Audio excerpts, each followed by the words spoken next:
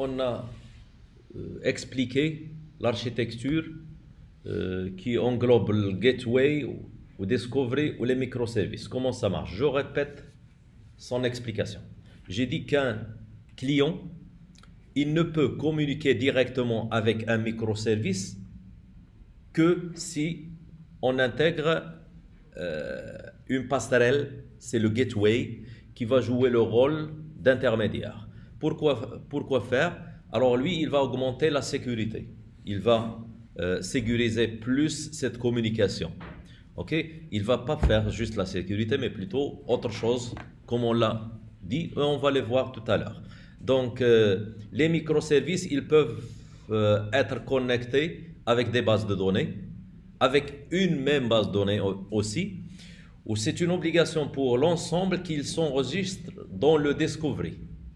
Discovery, il va jouer le rôle d'un annuaire téléphonique. Donc, quoi d'autre? Cette partie-là de load balancer, on a dit qu'un microservice, il est mis dans ces instances, ils sont mis dans un serveur. Disons qu'un serveur, il a un plafonné de 10 instances, par exemple. Lorsqu'une personne, le 11e, il a accédé, donc directement, il va basculer vers le deuxième serveur afin de mettre une nouvelle instance qui va être responsable de ce chargement ou bien ce répartitionnement de charge, c'est load balancer. Alors maintenant, l'autre fois, on n'a pas établi la communication entre les microservices juste que d'après le gateway. Mais maintenant, par exemple, je veux faire passer une donnée d'un microservice à autre. Comment peut-on établir ceci? Avant, si par exemple, c'est une entité qui se connecte avec une deuxième entité. Avant, on utilisait quoi? Many to many, many to one, ainsi de suite. Ça, c'est dans le cas s'ils existent dans le même microservice. Mais dans notre cas, nous allons faire appel à REST Open Find. C'est elle qui va assurer ce principe-là.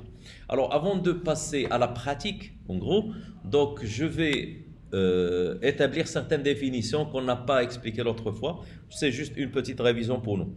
Alors, le gateway, on a dit que c'est un proxy, c'est un API qui va permettre donc d'orchestrer, c'est-à-dire de gérer les microservices, de sécuriser ces microservices et bien sûr de les surveiller. Pourquoi faire? Alors, lorsqu'un client il lance une requête, alors la requête, elle sera acheminée par qui? Par le garde, le gateway. C'est lui qui va l'assurer jusqu'à sa fin. Alors le Eureka, c'est une application qui va permettre la localisation des instances, où ça existe, afin de te donner. Mais c'est une obligation pour toi d'être enregistré dans le Discovery. Le Discovery, il joue le rôle d'un annuaire téléphonique. Chaque microservice, pour qu'il soit accessible par les autres, il doit être enregistré dans Discovery. Alors, Load Balancer, comme je l'ai expliqué tout à l'heure, il est responsable de répartir la charge d'un serveur à autre selon le nombre des instances existantes.